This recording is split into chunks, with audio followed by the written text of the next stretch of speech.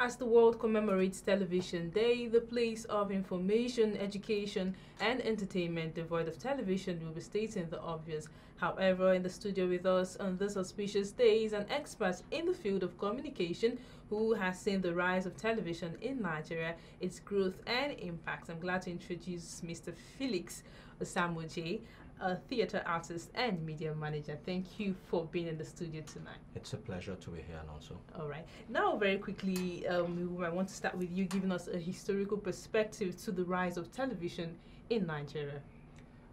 You're probably already aware that Nigeria has the record of being the first African country, start television broadcasting. Yeah. And that started in the the then western region of Nigeria in 1959. And that has seen the growth of television across the country, because after the western region, the then eastern region followed. Yeah. And then I think it was then the northern region with the station in Kaduna at that time. This has led eventually to the, as we will say, proliferation of TV stations across the states after the states were set up. And we saw each state clamoring for its own TV station, because they saw it as a voice for their own political actualization. And they felt if they had the TV, it made it easier for their voice to be heard.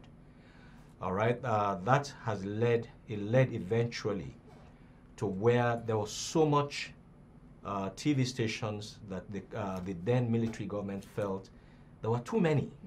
It became a problem, so they decided, and they set up a law that brought all the TV stations under one umbrella, which was then named the Nigerian Television Authority. Of course, they did the same thing with radio, brought all of them under the umbrella of the Federal Radio Corporation of Nigeria. So in a nutshell, that's the history. Of course, you also know that eventually when color television came, it started with the PRTV in Jos, and then eventually spread to the rest of the country. Okay. Now, in your assessment, what would you say that the import of television, how would you say it has brought information, it has helped information dissemination in Nigeria? I mean, for obvious reason, television is a medium of information. I mean, it's education, entertainment, and information, like we usually say.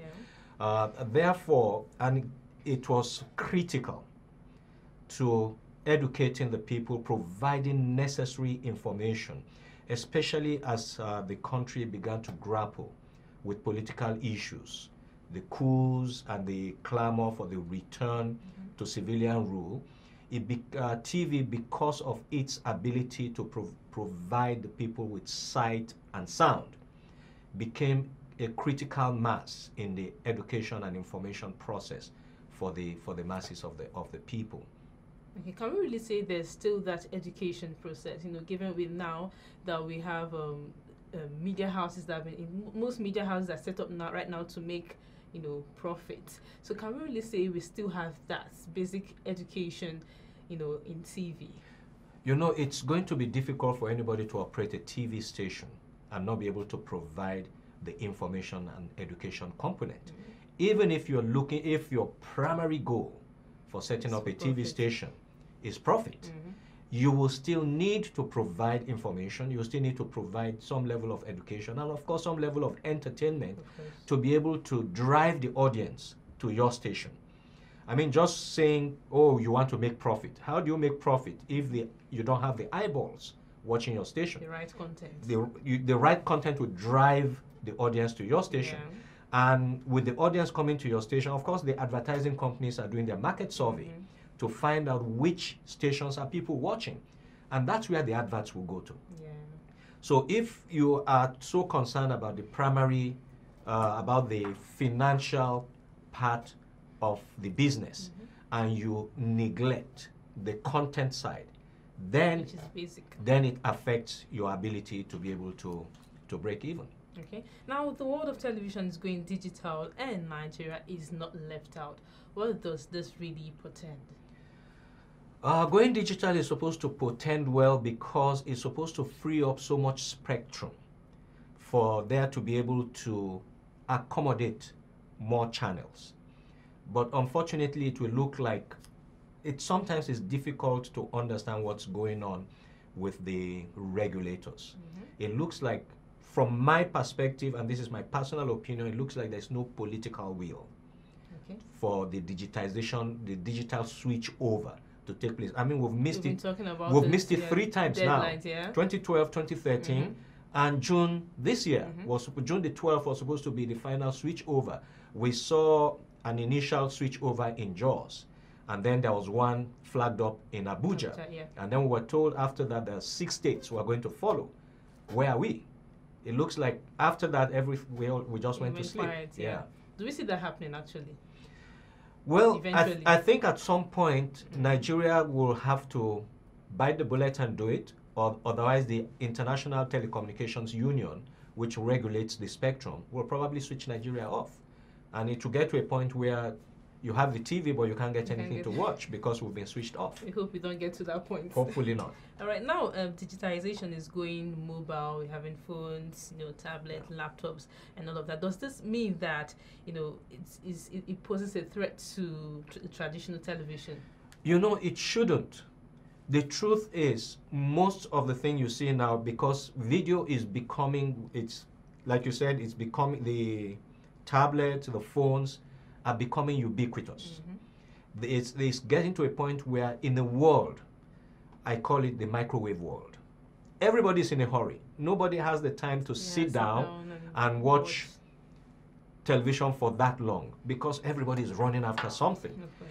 However, the traditional media still becomes relevant because a lot of the things you see on your tablet, the things you see on your phone are first produced for the traditional media. Before they get on the... before they now create the mobile version that you're able to watch.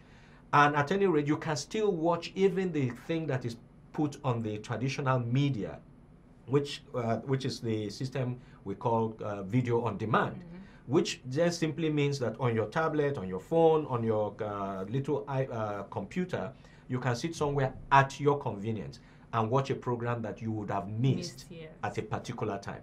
So that's where the world is going to. So in your thoughts, that it's no threat to traditional television? It should not be, because you know what? Each of these medium have their audience. There'll still be people who still prefer the traditional. Of course. People of a certain age bracket. Yes. and television is such that there are different age brackets, and you have to cater for that. The digital world right now is, if you like, is within the bracket of the young people, whereas the older people would definitely stay with the traditional media. All right, now looking at the place of content and on-air personalities in Nigeria, can you identify any missing links? Sorry, come again. Okay, looking at the place of content and on-air personalities in Nigeria, can you identify any missing links? Would you say there's something that is not being done right? Would you say there's something that can be done better than it is done already? You see, having been in a training institution myself, I see that there are a lot of people on air today who have not had basic television presentation. Well, because somebody can speak good English does not necessarily mean the person is prepared to present. And because someone looks good, it doesn't mean the person is prepared also. Yeah, because looks and ability to speak is okay. It's needed, but then there's a need for basic training, which I see there are just some basic things on TV that on radio you can get away with some things because you are not seeing, it's just the voice. But on radio, on TV, everything counts. Can you give us instances? Instances is, the other day I was watching TV and there was an announcement, I can't remember who it was that died, just a few days ago. And this presenter announces this thing, you would think it was a wedding anniversary. Now, you see, your voice tone, your voice pitch should be able to give an indication of the nature of the news that you are presenting at that time. You can't present depth, with the same voice tone and pitch as you are announcing maybe a wedding, a promotion. They're two different things. So that should be captured in the voice as well. So these are some of the things you see that are missing, and we hope that a lot of the stations will avail themselves with the different training that is available to train the people, so that when it falls on the station owners now. Absolutely, because you hire somebody to be a presenter on a program, it's your responsibility to make sure that that person has the required training to do a good job. Because the moment they sit in front of the TV, they are not representing themselves. Of course. They represent the station at that time. And so if you mess up, they will not say, "Oh, did you see what Chino also did?" They say, "Oh, PTV has this bad presenter." Of course. So it reflects on the image of the station. So it behoves on the station to provide the sometimes on-the-job training, and sometimes you need to send the staff out to get proper training. Well, at the end of the day, what we have these days is, some station owners, due to want of cheap labor, they just get in whoever they want to get in without, making sure that the person is properly trained. And then if we keep having this, that means what hope do we have of getting, the best TV in Nigeria? First of all, TV, like any other business, has charlatans. All right? You've heard of quack doctors. Definitely. All right? So it doesn't mean that everybody that's in TV knows what he's doing. Some just say, if you set up a TV station, you will make X money. And they go, okay, let's do it. They are not there because they love the industry. They're not there because they know what to do. Like we said earlier, it's the profit motive that is driving the need to set up a station. And so they do it. That's why they begin to cut corners. They look for people, first of all, who are not qualified to be in front of the camera. They put them there, and they don't want to spend a dime to train them because they feel, well, okay, this one speaks a fairly good English, just put her in front of the TV. But they and could should be also okay. give an excuse that it's a way of creating employment. Well, it's okay to create employment, but that's not it. Why would I want to watch a program, for instance, where a presenter is speaking very bad English? I won't watch it. I won't let my children watch it, because what they watch affects them tomorrow. So you want to be sure that the person that is representing the station, presenting a program, can do it right. Of course. And that's why training comes. You have to train, you have to retrain. We can't overemphasize the need for training. Oh, thank you very much, Mr. Felix Oisamoje. It was nice having you on the news. Thank you.